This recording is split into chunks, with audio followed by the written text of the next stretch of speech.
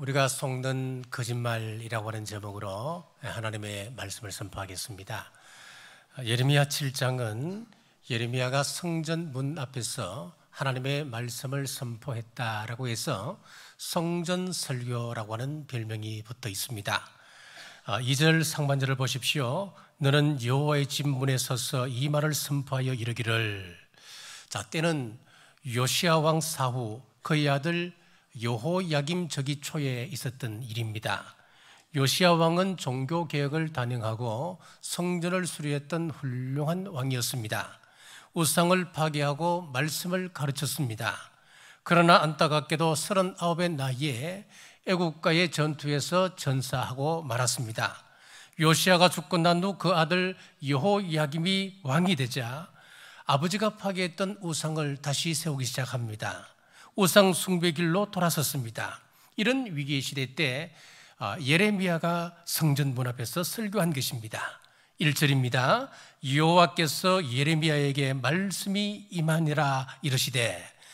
첫 시간에 말씀드린 대로 예레미야가 열심히 성경을 연구하고 말씀을 배워서 전파한 것이 아니었습니다.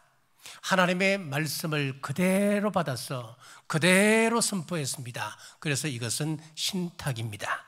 2절입니다. 너는 여호와의 집 문에 서서 이 말씀을 선포하여 이르기를 여호와께 예배하러 이 문으로 들어가는 유다 사람들아 여호와의 말씀을 들으라. 하나님께서 전하라 하셨던 그 말씀이 어떤 말씀이었을까요?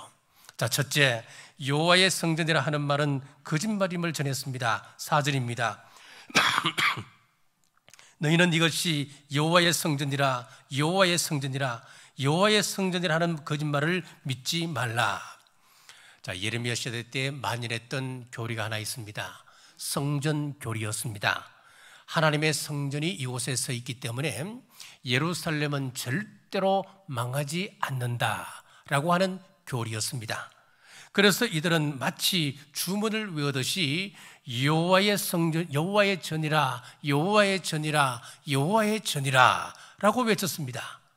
3번 반복하는 것은 미신적 주문을 외운다 그런 뜻입니다.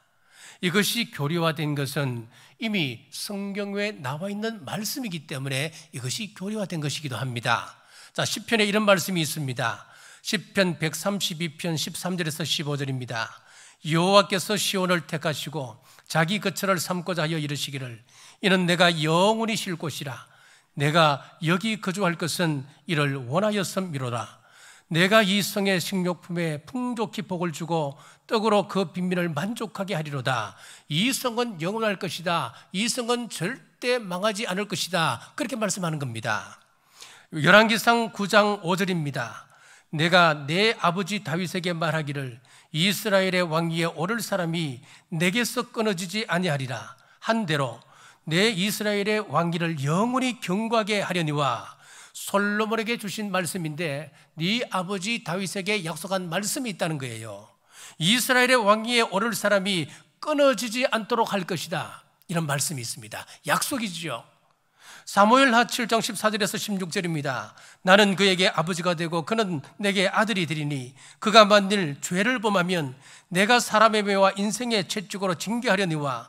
내가 내 앞에서 물러나게 한 사울에게서 내 은총을 빼앗은 것처럼 그에게서 빼앗지는 아니하리라. 내 집과 내 나라가 내 앞에서 영원히 보존되고 내 왕위가 영원히 경고하리라 하셨다 하라. 다윗 왕조를 영원히 견고하게 지킬 것이다 그렇게 말씀하셨습니다. 시편 46편 4절에서 5절입니다. 한 시내가 있어 나니 홀로 하나님의 성 곧 지존하신 이의 성소를 기쁘게 하도다. 하나님이 그 성중에 계심에 성이 흔들리지 아니할 것이라. 새벽에 하나님이 또 오시리로다. 하나님이 성중에 계심에 성이 흔들리지 않을 것이다. 그렇게 말씀하고 있습니다. 영원하다 그 말씀이지요. 그리고 실제 이스라엘 역사에서 보면은 이런 기적 같은 일이 벌어졌습니다. 히스기야 왕 때 아수르의 산헤립 왕이 18만 5천 명이라고 하는 대군을 이끌고 예루살렘을 포위한 사건이 있었습니다. 그런데 이 히스기야가 어떻게 하느냐? 어떻게 할 방법이 없습니다. 풍전등화의 위기입니다. 그 산헤립으로부터 받았던 편지를 하나님 앞에 들고 성전에 들어가서 밤새도록 기도하는 것밖에는 방법이 없는 거예요. 아침에 일어나 보니 18만 5천 명이 죽어 있는 겁니다. 자, 이런 말씀들이 있으니까 당시 이스라엘 사람들에게 이곳에 하나님의 성전이 있기 때문에 절대로 우리는 망하지 않을 거야 라고 하는 잘못된 교리가 고착화 된 것입니다. 자, 그런데 문제가 있습니다. 성경에 보면은 자, 이곳이 영원하리라고 하는 약속도 있지만은 다음과 같은 말씀도 있기 때문에 그렇습니다. 하나님께서 이런 약속을 주실 때에 반드시 조건을 붙여 주셨습니다. 자, 그런데 이 복을 누릴 수 있는 조건에 대한 말씀이 있는데도 불구하고 이스라엘 백성들이 그 조건은 까먹은 겁니다.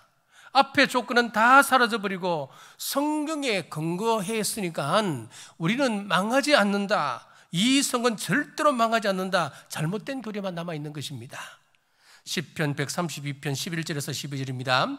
여호와께서 다윗에게 성실히 맹세하셨으니 변하지 아니하실지라.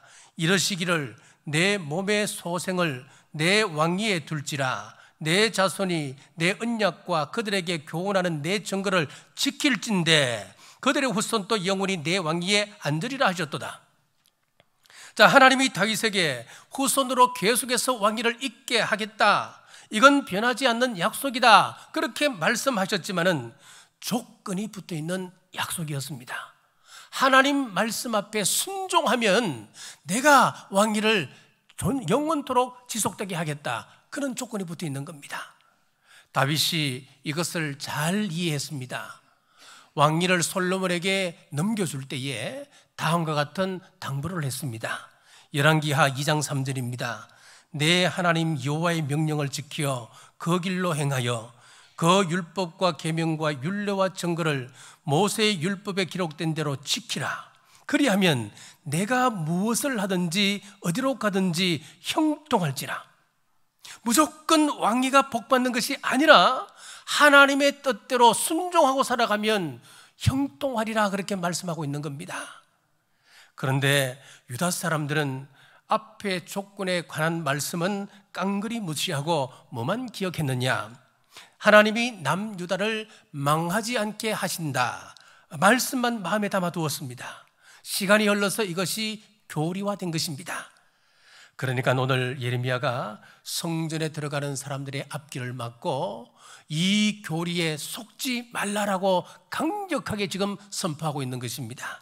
왜 그렇습니까? 더 이상 그곳은 성전이 아니었습니다. 건물 자체가 애초부터 신비한 힘이 있었던 것이 아니라 그 건물에 하나님의 영이 임하고 하나님의 그 임재하심이 있기 때문에 그곳이 성전이 되는 것입니다. 그런데 하나님이 그 성전을 보니까 더 이상 구별된 장소가 아니었습니다. 그곳에는 우상이 세워져 있고 더러워졌습니다. 30절을 보겠습니다. 여호와께서 말씀하시되 유다 자손이 나의 눈앞에 악을 행하여 내 이름으로 일컬음을 받는 집에 그들의 가증한 것을 두어 집을 더럽혔으며, 백성들이 악을 행합니다. 성전에 우상을 갖다 놓습니다. 여러분, 이 건물에 하나님의 영이 임재하시고 하나님의 영이 여기서 충만할 때 이 건물은 하나님의 성전이 될 수 있는 것을 믿으시기를 바랍니다. 본문 3절도 똑같습니다. 만군의 여호와 이스라엘의 하나님께서 이와 같이 말씀하시되 너희 길과 행위를 바르게 하라. 그리하면 내가 너희로 이곳에 살게 하리라. 너희가 하나님의 뜻대로 잘 살아라. 그리하면 이곳에 살게 해주겠다. 자, 이 말씀을 하신 다음에 4절입니다. 이것이 여호와의 성전이라는 거짓말에 속지 말라. 그리고는 5절에서 7절까지 다시 보겠습니다. 너희가 만들 길과 행위를 참으로 바르게 하여 이웃들 사이에 정의를 행하며 이방인과 고아와 과부를 압제하지 아니하며 무지한 자의 피를 이곳에서 흘리지 아니하며 다른 신들 뒤를 따라 화를 자초하지 아니하면 내가 너희를 이곳에 살게 하리니 곧 너희 조상에게 영원 무궁토록 준 땅이니라. 3절과 똑같은 말씀이잖아요. 너희가 이런 죄를 짓지 아니하면 이곳에 살게 해주겠다, 그렇게 말씀하고 있는 겁니다. 그렇습니다. 이곳에 하나님의 성전이 있기 때문에 절대로 우리 남유다는 망하지 않아 라는 믿음을 가진 백성들에게 오늘 예레미야가 그 말에 속지 말라라고 지금 선포하고 있습니다. 예레미야는 잘못된 성전 신학이 가져온 그 결과에 대해서 그는 역사적 사건을 들어서 말하고 있습니다. 12절입니다. 너희는 내가 처음으로 내 이름을 둔 처소 실로에 가서 내 백성 이스라엘의 악에 대하여 내가 어떻게 행하였는지를 보라. 자, 예루살렘 성전에 하나님의 법궤가 모셔지기 전에 어떤 장소에 법궤를 모셨습니까? 이스라엘 백성들이 출애굽을 하고 광야에서 하나님의 십계명을 받았습니다. 그 십계명을 법궤에 넣었습니다. 그것을 메고 가나안 땅에 들어갔지요. 가나안 땅에 들어가서 가장 먼저 법궤를 모신 장소가 어딨냐면은 실로의 성소를 설치하고 거기에다가 하나님의 법궤를 모셨던 겁니다. 자, 그러면은 지금 이스라엘 백성들의 성전 신학이라고 하는 것은 뭐냐 하면은 하나님의 법궤가 모셔진 곳, 하나님의 성소가 있는 실로는 절대로 망해서는 안 되는 곳입니다. 그렇지요? 그것이 성소 신학 아닙니까, 여러분? 자, 그런데 하나님께서 그 실로를 어떻게 했는지 한번 보라는 겁니다. 13절입니다. 여호와의 말씀이니라. 이제 너희가 그 모든 일을 행하였으며 내가 너희에게 말하되 새벽부터 부지런히 말하여도 듣지 아니하였고 너희를 불러도 대답하지 아니하였느니라. 14절입니다. 그러므로 내가 실로의 행함같이 너희가 신뢰하는 바 내 이름으로 일컬음을 받는 이 집 곧 너희와 너희 조상들에게 준 이곳에 행하겠고, 실로가 하나님의 이름을 둔 처소였는데 거기서 내가 부지런히 하나님의 뜻을 전하고 하나님의 뜻대로 살라라고 선지자들을 보냈지만은 그것을 듣지 않았기 때문에 내가 실로를 망하게 했느니라. 그러므로 본문에서 하나님의 성소, 하나님의 성전이라고 하는 그 거짓말을 믿지 말라라고 하는 것은 무슨 의미냐면은 예루살렘의 성전이 있다라고 해서 예루살렘이 망하지 않는다라고 하는 그 이야기를 믿지 말라는 거예요. 예루살렘도 망할 수 있다. 그러니까 정신 바짝 차려야 된다. 그런 의미로 지금 말씀을 하고 있습니다. 우리 남부교회 예배당에 우리 하나님의 영이 임하시고 또 하나님의 영이 역사하실 때만 이곳이 하나님의 성전이지, 이곳에 하나님이 떠나시고 나면 우리 경주 남북의 이 성전은 그냥 의미 없는 한 건물에 불과한 것입니다. 그래서 이곳에 모인 우리가 날마다 점검해야 될 것이 무엇이냐 하면은 이곳에 하나님이 계시는가, 이곳에 하나님의 영이 임하고 계시는가, 하나님의 말씀이 풍성한 곳인가, 이것을 날마다 우리는 점검해야 합니다. 이 안에서 하나님이 싫어하는 온갖 악행들과 우상 숭배를 자행하면서 이곳이 하나님의 전이다라고 이야기한다면 그것은 거짓말이라고 하는 것입니다. 사랑하는 여러분, 오늘 하나님의 의도는 분명합니다. 성전이 있고 없고가 중요한 것이 아니고 우리 하나님의 말씀대로 살아가고 있느냐, 그것이 중요합니다. 여기에 따라서 우리 하나님의 보호와 하나님의 심판이 결정된다고 하는 것을 성경은 말씀합니다. 가인과 아벨이 이제 장성하여서 하나님 앞에 제사를 드리게 되었지요. 가인도 자기가 준비한 제물을 올렸고 아벨도 제물을 올렸습니다. 그런데 하나님께서는 가인의 제사는 받지 않으시고 아벨의 제사만 받는 겁니다. 가인이 형인데 얼마나 분이 나겠습니까? 그래서 동생을 보니까 질투심에 죽이고 싶은 겁니다. 제사를 드리는 그 자리에서는 죽일 수가 없었습니다. 그래서 돌로 불러내어서 동생을 돌로 쳐 죽이는 겁니다. 왜 그랬을까요? 예배드리는 장소, 하나님 앞에 제사 드리는 제단이 있는 그 장소에는 하나님이 계시기 때문에, 하나님께서 보고 계시기 때문에 차마 죽일 수 없다고 그런 생각했습니다. 우리에게도 가인의 DNA가 유전적으로 있습니다. 잘못된 성전 신학의 행태가 우리 속에도 있다는 이야기입니다. 예배드리는 시간에는 하나님 앞에 우리가 예배드리기 때문에 참습니다만은 예배를 드리고 이 성전을 나가는 순간부터는 우리의 삶이 달라지는 겁니다. 내 마음대로 행동합니다. 이것은 잘못된 성전 신학입니다. 하나님이 이 장소에만 계시는 것이 아니고 우리 삶 가운데서 불꽃 같으신 눈동자로 지켜보고 계시기 때문에 구원받은 자답게 세상 속에서도 진리의 빛, 세상의 희망으로 살아가는 우리 남북의 모든 성도님들 되시길 주님의 이름으로 축복합니다. 자, 둘째, 거짓된 확신에 속지 말라 하십니다. 10절입니다. 내 이름으로 일컬음을 받는 이 집에 들어와서 내 앞에 서서 말하기를 우리가 구원을 얻었나이다 하느냐, 이는 이 모든 가증한 일을 행하려 함이로다. 자, 20세기 말에 한국 교회에서 많이 회자되었던 이야기가 어떤 이야기가 있었냐면은 구원의 확신에 대한 개념이었습니다. 예수님을 믿고 구원받은 사람이 구원의 확신을 가지고 살아가는 것은 지극히 당연하고 그건 바람직한 이야기지요. 자, 그런데 구원받지 못한 사람이 어떤 세뇌 교육을 통해서 아니면 짧은 교육을 통해서 구원의 확신을 갖게 만드는 것은 극히 일부를 제외하고 거짓입니다. 이단들이 이 방법을 많이 사용했습니다. 유다 백성들은 거짓된 신학을 통해서 거짓된 확신을 가졌습니다. 성전 안에만 들어오면 구원을 얻는다, 그렇게 가르쳤습니다. 이것을 예레미야가 정확하게 지금 지적하고 있습니다. 8절입니다. 보라, 너희가 무익한 거짓말을 의존하는도다. 어떤 거짓말입니까? 9절입니다. 너희는 도둑질하며 살인하며 간음하며 거짓 맹세하며 바르게 분양하며 너희가 알지 못하는 다른 신들을 따르며, 지금 다 계명을 어기고 있잖아요. 살인 6계명입니다. 간음 7계명입니다. 도둑질 8계명입니다. 거짓 증거 9계명입니다. 다른 신들을 따랐으니까 1계명, 2계명을 어긴 것입니다. 자, 그러면서도 성전에 들어가서 우리가 구원을 이미 받았다, 그렇게 말하고 있다는 거예요. 10절입니다. 내 이름으로 일컬음을 받는 이 집에 들어와서 내 앞에 서서 말하기를 우리가 구원을 얻었나이다 하느냐, 이는 이 모든 가증한 일을 행하려 함이로다. 이것 거짓말이라고 하는 겁니다. 자, 구원은 예수 그리스도를 믿음으로 구원받습니다. 10계명을 지킴으로 구원받는 것이 아닙니다. 그렇다고 해서 우리가 10계명을 무시하라, 그 이야기가 아니에요. 우리가 구원받은 사람이라고 한다면 그 사람 마음의 신비에 10계명이 새겨져 있는 거예요. 그래서 구원받은 사람들은 이 10계명을 소중히 여깁니다. 우리가 구원받은 사람답게 10계명을 지키기 위하여 애를 쓰는 겁니다. 따라 살고자 힘쓰는 것입니다. 17절입니다.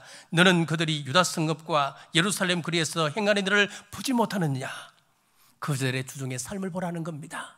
그들의 주중의 삶을 보니까 온갖 죄를 저지르며 하나님과 전혀 상관없는 일을 하더라는 것이지요. 그러면서도 안식일만 되면 성전에 나와서 예배 드리며 말하기를 나는 구원받았다, 그렇게 이야기한다는 겁니다. 우리 하나님께서 이걸 보시고 너희가 주중에 네 마음대로 온갖 악행을 저지르면서 안식일에 예배당에 나와서 예배 드린다고 해서 구원받았다 말한다고 하는 것을 보고 참 착각하지 말라고 그렇게 말씀하는 거예요. 오늘날 이런 생각을 가진 사람들이 많습니다. 성도 견인론이라고 하는 그런 교리가 있습니다. 이 교리는 어떤 교리냐면은 내가 한번 예수님을 믿었기 때문에 절대로 우리는 구원에서 떨어질 수 없다라고 하는 그런 교리입니다. 내가 혹시 잘못 살아서 천국에 가면 면류관은 받을 수 있을지 없을지는 모르지만은, 하지만 그렇다 손치더라도 내가 구원에서 이탈하는 법은 없다. 내가 구원의 천국 티켓을 이미 확보했기 때문에 내가 어떤 삶을 살아도 나는 구원받은 사람이다, 그렇게 이야기하는 거예요. 여러분, 이렇게 이야기하니까 어떤 파가 생각납니까?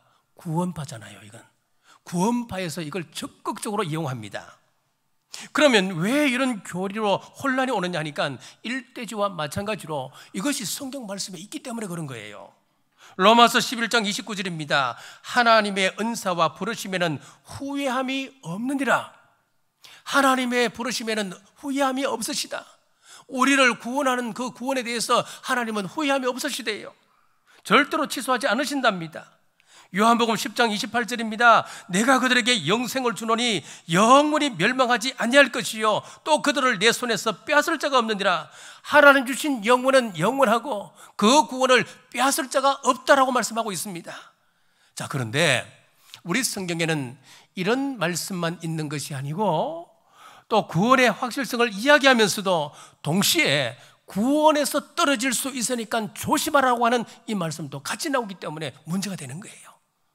자, 요한복음 10장 28절에 보니까 예수님이 내 손에서 빼앗을 자가 없다, 우리 주님의 말씀이에요. 이렇게 해놓고 바로 뒤에 요한복음 15장에서 뭐라고 말씀하시느냐? 요한복음 15장 5절입니다. 나는 포도나무요 너희는 가지라. 그가 내 안에 내가 그 안에 거하면 사람이 열매를 많이 맺나니 나를 떠나서는 너희가 아무것도 할 수 없음이라. 그 다음에 무슨 말씀을 하십니다. 너희가 내 안에 있지 아니하고 열매를 맺지 아니하면 내가 그 가지를 제하여 버리겠다 말씀하셨습니다. 분명히 성경에는 우리의 구원성의 확실성과 또 안전성을 말씀해 주는 것과 동시에 그 주님께서 조건을 주시는데 너희가 내 안에 내가 너희 안에 붙어 있어서 열매를 많이 맺으면 하나님께서 함께 가시는 것이지만 떨어져 있어서 열매를 맺지 못한다면 그 가지는 가차없이 제하여 버리신다. 이 말씀도 분명히 있는데 우리는 이 말씀을 까먹고 있는 겁니다. 이 말씀은 무시해버리고 살아갈 경우가 많다는 겁니다, 여러분. 베드로 사도도 베드로서 3장 17절에서 이런 말씀을 하셨습니다. 그러므로 사랑하는 자들아 너희가 이것을 미리 알았은즉 무범한 자들의 미혹에 이끌려 너희가 굳센 데서 떨어질까 삼가라. 떨어질까 삼가랍니다. 조심하랍니다. 사도 바울은 로마서 11장 21절에서 하나님이 원가지들도 아끼지 아니하셨은즉 너도 아끼지 아니하시리라 쳐버린다, 그 말씀입니다. 디모데전서 4장 1절에서도 계속 말씀합니다. 그러나 성령이 밝히 말씀하시기를 후일에 어떤 사람들이 믿음에 떠나 미혹하는 영과 귀신의 가르침을 따르리라 하셨느니라. 믿음을 가진 사람들조차도 그 귀신의 가르침을 따라서 믿음에서 떠난다, 그렇게 이야기합니다. 디모데전서 1장 19절에서 20절입니다. 여기 보면 믿음에 파선한 사람들의 이야기가 나옵니다. 믿음과 착한 양심을 가지라. 어떤 이들은 이 양심을 버렸고 그 믿음에 관하여는 파선하였느니라. 그 가운데 후메노와 알렉산더가 있으니 내가 사탄에게 내어준 것은 그들로 훈계를 받아 신성을 모독하지 못하게 하려 함이라. 한때 복음을 위하여 자신의 목숨을 초계까지 던지겠다 결단했던 사람들, 열심히 신앙생활을 했던 사람들조차도 이렇게 떠난다는 거예요.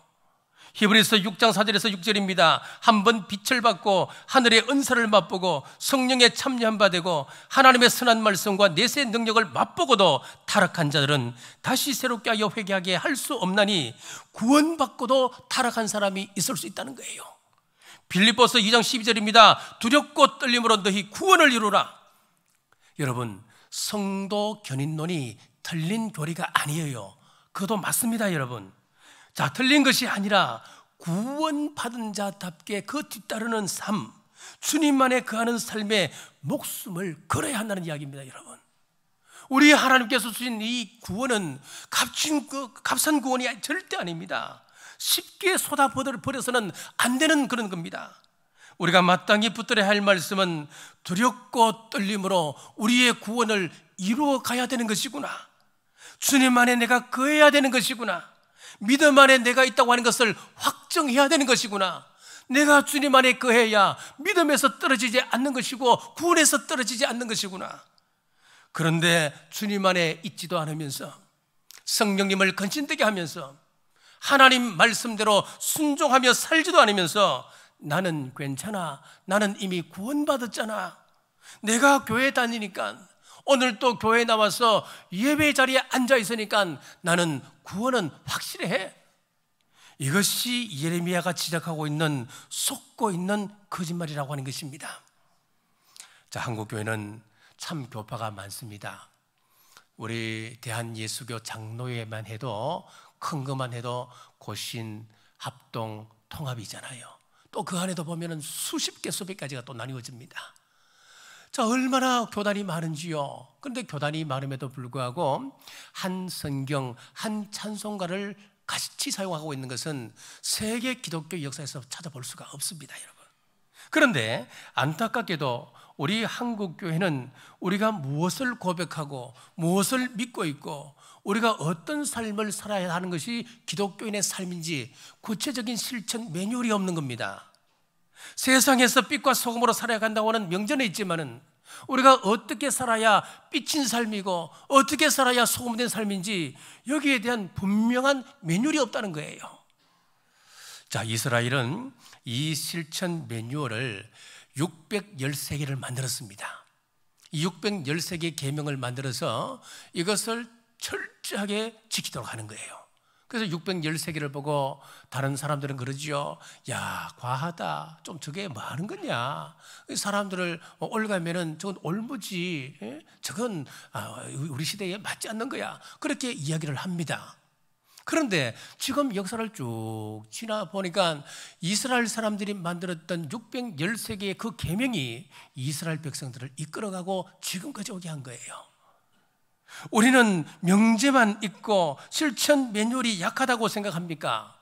그래서 우리는 실천 매뉴얼이 약하다고 생각하니까 개인의 신앙 양심에 그것을 전부 다 맡겨버리는 거예요.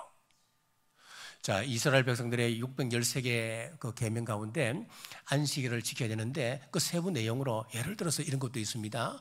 요즘 현대적으로 이것을 해석을 해서 혹시 이제 안식일 날 엘리베이터를 타야 될 일이 있을 것 아닙니까? 그러면은 엘리베이터 버튼 누르는 것도 율법이라 안식일을 범하는 일이라고 생각하기 때문에 그 사람들은 절대로 버튼을 누르지 않습니다. 안식일에는 우리 같은 이방인들이 나타나기를 기다리는 거예요. 그래서 우리가 나타나면 저 버튼 좀 눌러달라고 그 정도로 심하답니다. 예? 그래서 실천 매뉴얼을 그저는 갖고 있는 거예요. 그런데 우리에게 실천 매뉴얼이 없느냐? 없다라고 이야기하지만은 없는 것이 아니에요. 우리 구절에 나와 있는 이 10계명을 보면은 살인하지 말라, 간음하지 말라, 도둑질하지 말라, 거짓 증거하지 말라, 그리고 다른 신들을 쫓아가지 말라. 이거 전부 다 10계명 이야기 아닙니까?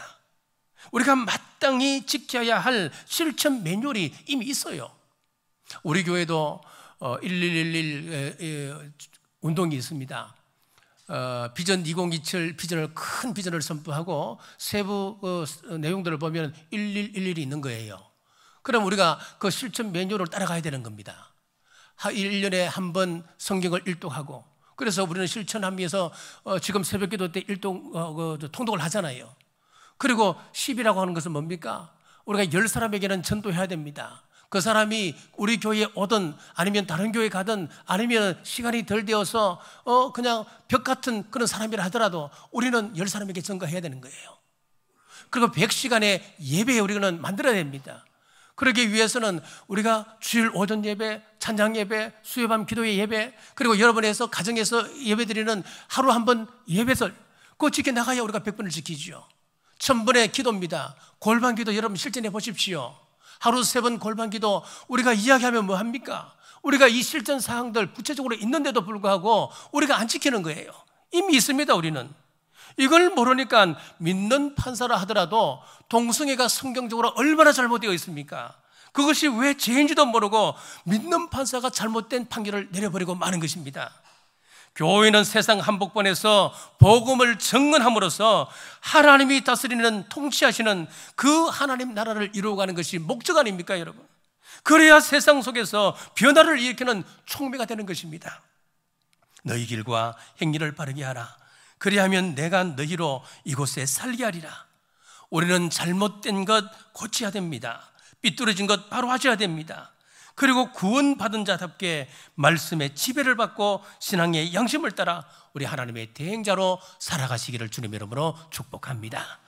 말씀을 뵙습니다. 오늘 2가지 거짓말이 나오는데, 예루살렘에 하나님의 성전이 있기 때문에 예루살렘은 망하지 않는다라고 하는 그 거짓말과, 우리가 세상에서 아무렇지도 않게 내 마음대로 죄악된 삶을 살아가다가 주일이니까 교회에 들어오니까 나는 구원받았다라고 하는 거짓말 2가지였습니다. 여러분, 거짓말에 속지 마십시오. 헛된 교리에 속지 마십시오. 이 말씀이 성경에 있는데요. 맞아요. 성경에 있습니다. 그러나 성경이 전체적으로 말씀하고 있는 경고의 메시지는 왜 무시하고 살아가느냐 이 말입니다. 사랑하는 여러분, 구원받은 자답게 살기를 원합니다. 그래서 삶의 예배가 중요한 것입니다. 헛된 거짓말에 속지 말고 삶 속에서 구원받은 자로서 하나님의 대행자로서 하나님의 얼굴로 살아가는 우리 남부교회 모든 성도님들 되시길 주님의 이름으로 축복합니다. 기도하겠습니다. 선지자 이사야를 통하여 우리가 속는 두 가지를 가르쳐 주셨습니다. 감사합니다. 하나님, 우리 속에 헛된 교리들을 정확하게 보고 날마다 믿음 안에 있는가 점검하며 두렵고 떨림으로 우리 구원을 이루게 하여 주옵소서. 나의 안에 거하라고 주님 말씀하셨사오니 우리가 주님 안에 거하며 삶의 예배를 드리게 하옵소서. 내 삶에서 주님이 주인됨이 없는데 주일을 나와서 예배 드린다고 구원받았다는 무익한 거짓말 의지하고 만족하며 돌아가는 일 없게 하옵소서. 다시 오실 예수님 이름으로 간절히 기도드리옵나이다. 아멘.